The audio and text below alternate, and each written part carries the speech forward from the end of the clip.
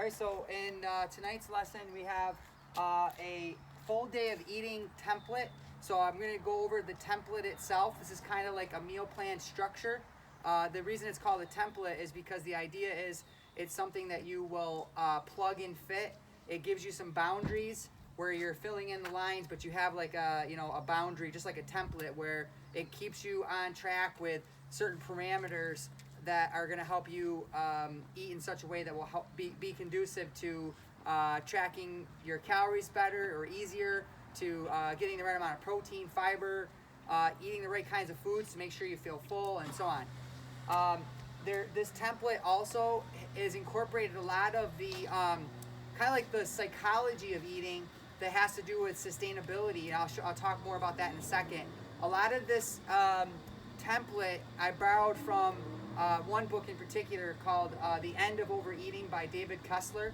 He has an entire chapter entitled Planned Eating, and in that chapter he talks about the importance of having a meal plan or structure rather than just being, so to speak, a reactive eater. One of the reasons that reactive eating gets us in trouble is because we tend to, if you think about it, a reactive eater is someone where they're scanning the fridge and you're like, oh, I don't really want to eat this, I don't really want to eat that, I'm really craving this thing, right? It's something specific, and usually the types of foods you are craving, rather than things you would have maybe planned, are going to be the ones that are going to really derail your diet. And by diet, I mean your long-term sustainable diet, not just a short, quick fix type thing. People who are naturally slender, one of the things that's unfortunate, but it's just the way that that we have to deal with the cards we've been dealt. But naturally slender people tend to overeat and eat what they want on a particular day. Let's say on Monday they eat whatever bad foods they want and they eat as much as they want. But then what happens is on Tuesday or Wednesday, they spontaneously will increase their activity and decrease the amount of food they eat without even knowing they're doing it. So, it's sort of like, I feel like a lot of people kind of think, how come I can't just eat like they eat? There's other people who are slender who eat what they want and they don't have to track every calorie and measure and plan. And so there's a little bit of a resistance against planned eating because in many respects it's not really natural. But you got to bear in mind that if we're born with genes that make it so we're not naturally slender and we put on weight easily, and we're not eating all natural foods, then we really got to be careful with having some structure to make sure that our eating method is going to work. So here's how the template works. I'm going to start actually from the bottom and work my way up so I can kind of explain a little bit about what the deal is with this. So this is based upon a 4 meal a day up to 5 meal a day template. Now there's some reasons why we choose 4 or 5 meals, not 6 or 7 or 3 or 2 or whatever. If you want to think of it as 3 meals and 2 snacks, or 4 meals and 1 snack, however you want to think of that, it's a 4 or 5 meal template. And you'll see what I mean when I say or 5 meal. So let's start with the 5th meal. The 5th meal is called the flex meal. And the flex meal is, this is where a little psychology comes into play with the sustainability of any diet.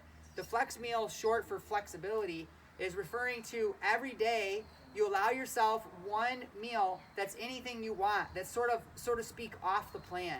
It's that craving meal. It's that thing like, I really want an ice cream cone, or I really want chocolate, or I want pizza, or I want whatever that thing is that you want. You're going to allow yourself to have that food, and you're going to still follow some specific boundaries or guidelines with that flex meal.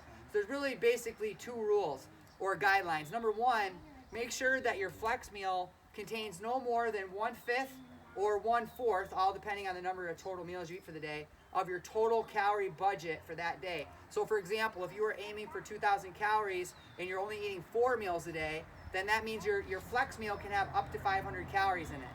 So eat whatever you want, but no more than 500 calories. If you're eating 5 meals a day, then it'd be like no more than 400 calories. So however you split that up, that's what your flex meal would contain. The second rule is, prior to your flex meal, preferably 15 to 20 minutes, you want to consume a fiber drink. Or you could also do like a salad or something like that, but what we really want to do is fill up with water and fiber prior to meals that are higher in sugar and fat. This is largely because they'll help us feel more full. Studies show that we'll actually eat less if we have what's called a meal before a meal, or a preload meal. But what it also does is it helps our body to better deal with those fats and sugars as they come in.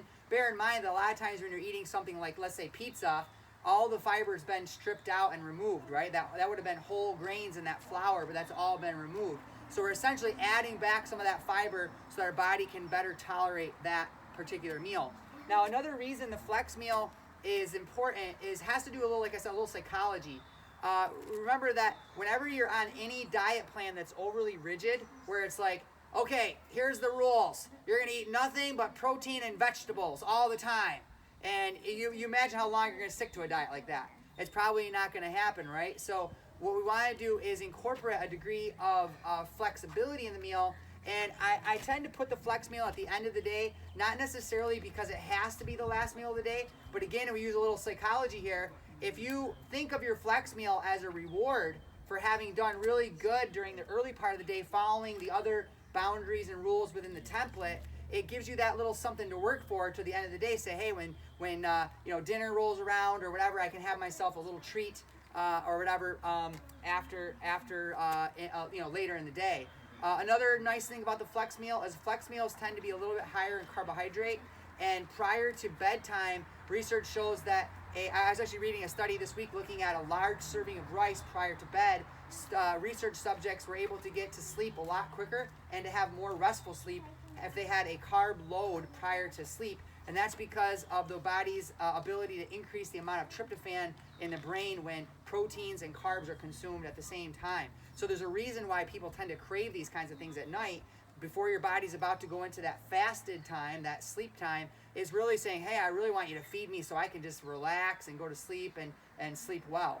So that's another advantage to having that kind of flex meal in the evening. Now, another one of the meals, meal 4, and again, not in necessarily any order, is the repeat meal. And it makes sense if you think about it. A repeat meal is later in the day because you're essentially eating something that you ate earlier in the day. Now, the idea behind the repeat meal is convenience, because another important element of any meal plan should be convenience. You got to make it easy to eat healthy. And what I like about the repeat meal, especially if you like bulk prep things, like if you were to say cook up some meals and you throw them in the freezer. I used to cook up meals and I would put one meal per container. And my freezer would be chock full. I couldn't even fit like a week's worth of meals in there. And I would find that when I went and I switched to where I put 2 portions in a container, 1, I used a lot less dishes. 2, it made it super easy to keep my calories in budget because I would track the calories in that container one time and then enter it, and I knew that it had 2 meals worth in it. So what would happen is I'd get to like lunchtime, I'd open up the container and I'd eat half of it and feel really full. And then later in the afternoon or evening, I'd yank it out again, and it was cool because not only did I already have it all prepared and it was still pretty good, but another little trick I found, or another little side effect, was that I found that sometimes I'd open up that container and I'd go to eat my meal and I didn't want to eat it. And I'd be like, I don't really want to eat these vegetables and this protein. I want to eat, again, something specific, some junk or something. And then I would tell myself, I'd be like, think about it. If you don't want to eat this healthy meal, why are you eating? And it was like, well, I'm not really eating because I'm hungry. I'm eating because I'm just responding to a craving.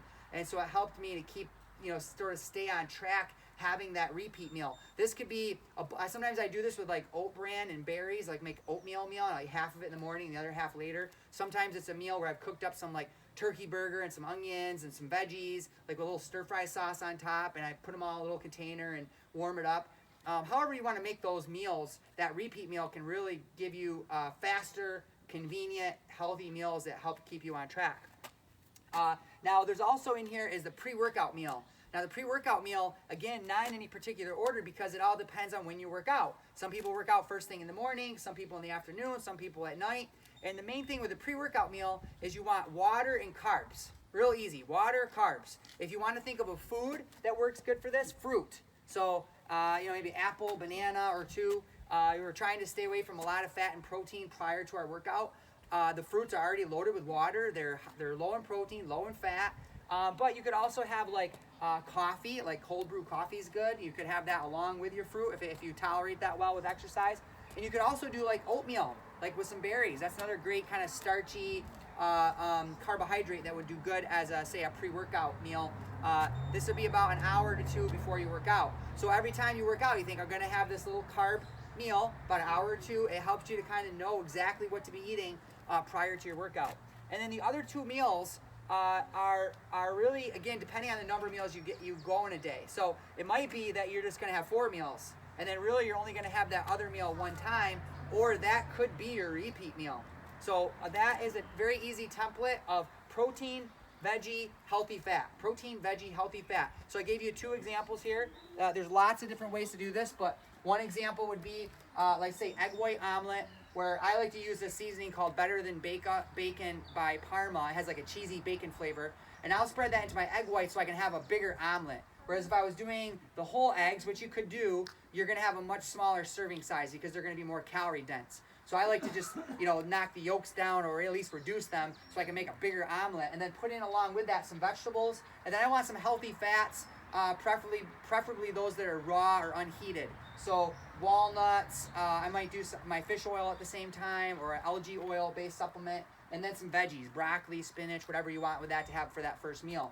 And then later, another example of a protein, veggie, healthy fat would be like a big salad where I put on greens, mushrooms, onions, cauliflower, flowerets, some crushed garlics, maybe some dried cranberries, some beans, some bell pepper, slice it all up, make a big bowl of salad, along with maybe like an avocado, a homemade avocado dressing with some vinegar and spices, or you could use some raw nuts blended in the blender with some spices and vinegar.